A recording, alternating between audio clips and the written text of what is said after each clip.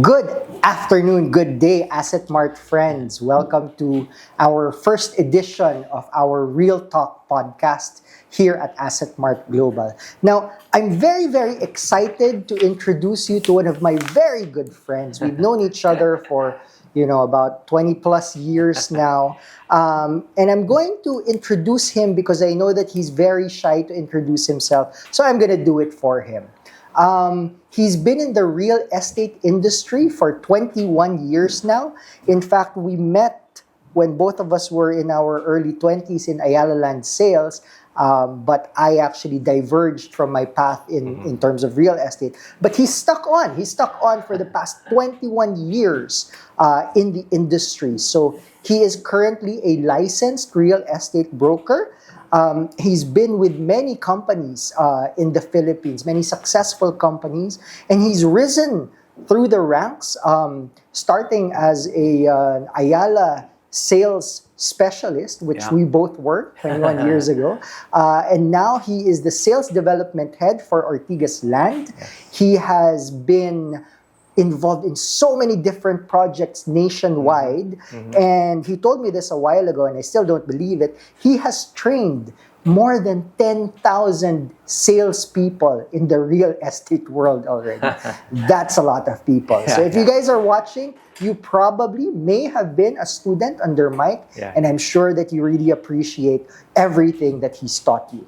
So we have a few minutes here with Mike, and I want to be able to maximize that. But before that, Mike, anything you want to add? Well, thank you, Poch, for that wonderful introduction. No? So anyway, good afternoon or good morning to all the viewers of Assetmart Global. I know you have a lot of viewers all over the world, and wherever you may be, thank you for stopping by, and hopefully this discussion this afternoon will give you some good ideas on your real estate journey.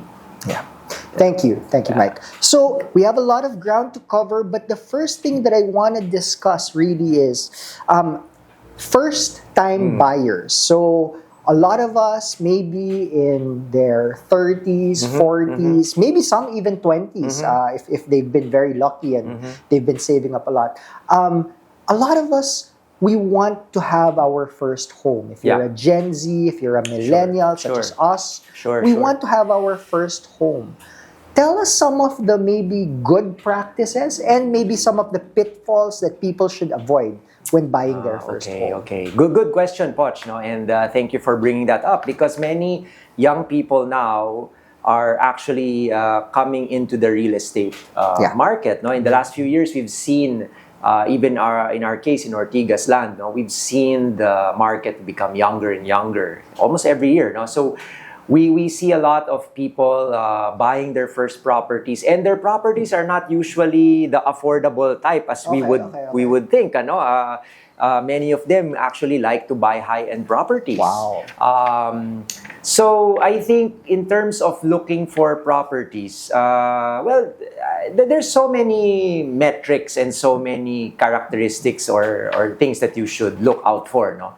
But I think the most important thing is really, the question is, of course, location. Real estate is a location business. The more prime your location is, chances are, the higher the return of investment. Chances are there are more facilities nearby, world-class institutions nearby. But if you're in business, a good idea to buy the most prime properties in your opinion? Well, it depends. It will all depend on what you're really after. Of course, it would. Everybody's different, so depending on your budget and what you're really looking for. Poch, there are some people who are willing to live outside Metro Manila even, and travel to Metro Manila every day because their children are in good schools outside of Metro Manila. Right. Diba? So that's a consideration. Yeah, that's a consideration. And even if they sacrifice a bit in terms of the travel time to their office, as long as their kids are closer to their schools, they're fine. So it really depends. Some people, they want to be close to their place of work, walking distance because of traffic. So you go down, you grab breakfast, you go to work. Live, work, play lifestyle. Everything within a stone's throw of one another. So it really depends on location based on your life and how you envision your life. And then the second, I think, very important that people look out for is who made the project. Okay. Who made it? Now, of course, we have a lot of non-branded developers out there, and that's okay. It's still safe to invest with them, but you have to check what are their credentials. Is this their first project? Is this their fifth or seventh project? But of course, since I work for a big developer, I would advise people to always work with the big developers. Okay, why? Because the big developers already have the good location. Okay. Number one. Okay. Number two, they have the experience and the finances to complete the project. Very important because I don't know, maybe we Especially were too with young, pre-selling, no? Especially with pre-selling. But check this out, guys. No, try to Google Asian financial crisis. Okay. Anyway, I won't explain much on that. But what happened there was an basically Financial meltdown, financial basically. bubble, and Right. so many businesses shut down. No, and Yeah. it was real estate related. Investing with a good developer, with a big name, and those who have been in the business long enough is your guarantee that the projects will be safe to invest in, regardless of what the political climate may be, regardless of whether there's a kudeta or not, whether there's a financial crisis or not. So very important, who are you investing with? Do they have the finances? Do they have the resources to continue in spite of major shifts in the market? That sounds a lot like it's advice for pre-selling, right? Tell me about, ready for use or ready for occupancy. Yeah. Is that still applicable as an advice? Well, I think it's still the same, no? But Okay. what's just nice about RFO, Poch, no, is that you can already see the product. Yeah. Okay, Yeah, so whether yeah. it's a big developer or not, you can go into the unit, check out the place, see how the workmanship is.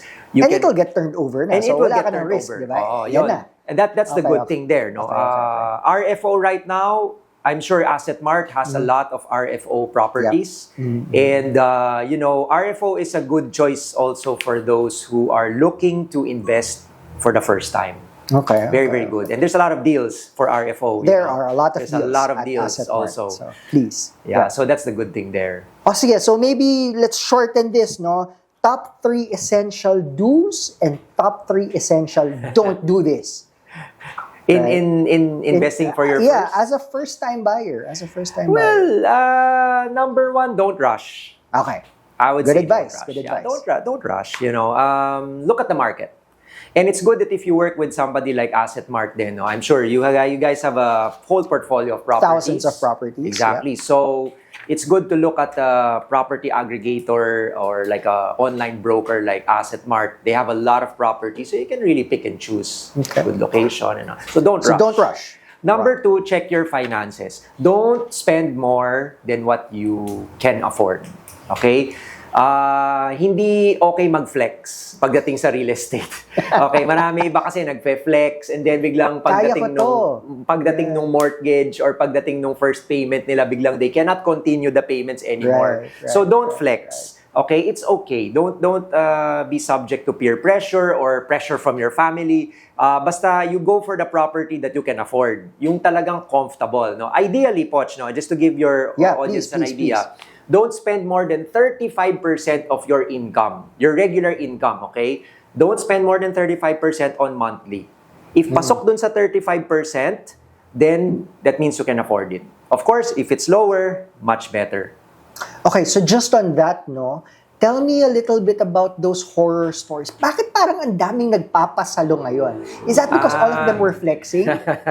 Tell us about that. Well, there is a lot of pasalo properties. Now, basically, pasalo property is somebody who bought pre-selling and then after a few years, they flip the property to a secondary buyer. That is perfectly legal and okay, no?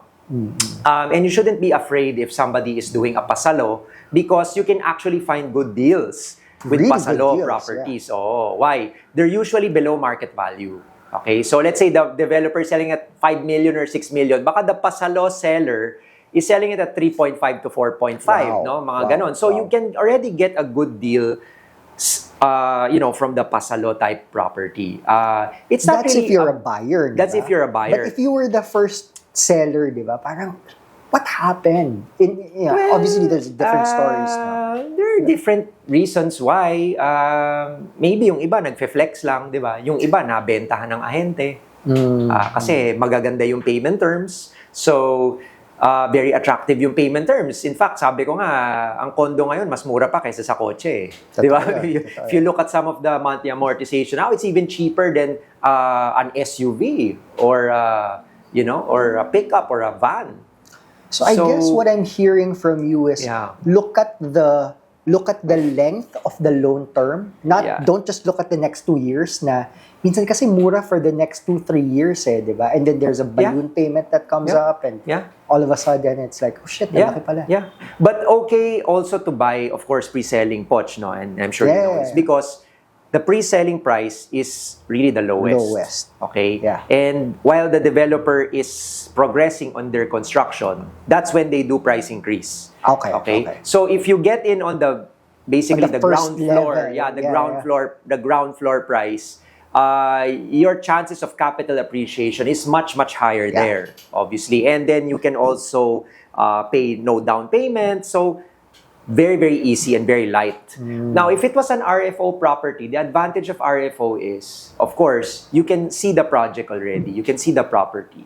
You can use the amenities already. And you can rent it out immediately. You can rent it out. So it's more of, if you're looking to rent it out, you can rent out very quickly on an RFO. But if you're looking for capital appreciation, I would go for pre-selling. So it really depends on your strategy. Right. However, Poch, I think you guys also sell subdivision properties. We do right? sell. So you have a lot of subdivision properties. If you're looking for really long-term asset appreciation, look at subdivisions. Subdivisions are still an amazing investment. Okay? Although condos have dominated the real estate landscape, subdivision properties, good place to find good deals. So is that our number 3, no? Is it either, really look at what your investment goals are? Do you want to flip? Do you want long-term appreciation? Yes.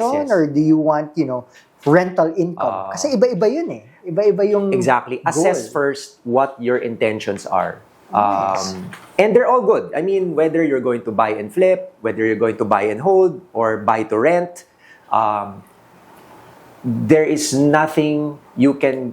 I would say you won't regret going into real estate. You'll only regret it if you didn't plan it well or if you came in with some wrong expectations. Parang relationship lang. Diba? Kailangan malinaw from the start. Kailangan malinaw kung medyo iba yung expectation mo, o di syempre iba rin yung balik sa'yo, di ba? So you have to make sure your understanding is very crystal clear. Then you will not get disappointed. So real talk, Mike. Buying for Airbnb, yay or nay? Oh yeah, Airbnb. Okay, Airbnb or short-term stay accommodations, leases, right? Short-term rentals. It depends. Okay. First of all, we go back to intention. Airbnb, gusto mo bang mag-handle ng hospitality business? I think yun yung tanong. A mini hotel, basically. You have to understand what you're getting into. So Airbnb, yes, you hear people making good money. I do Airbnb as well. It's good, but it's really a hospitality business. It's not a rental business na you get a check every month. No? So if you're the type na, you just want to do passive income, don't go into Airbnb. Okay? Because you're really going to be managing things very actively. Okay. Unlike those who just want to collect a check, rental is the better option for you because you have a fixed term with your tenant and your tenant will give you a fixed amount every month. It's very, very predictable as compared to Airbnb. Na pagka walang turista wala kang ma-Airbnb. Yes, and you also have to look siguro in the area.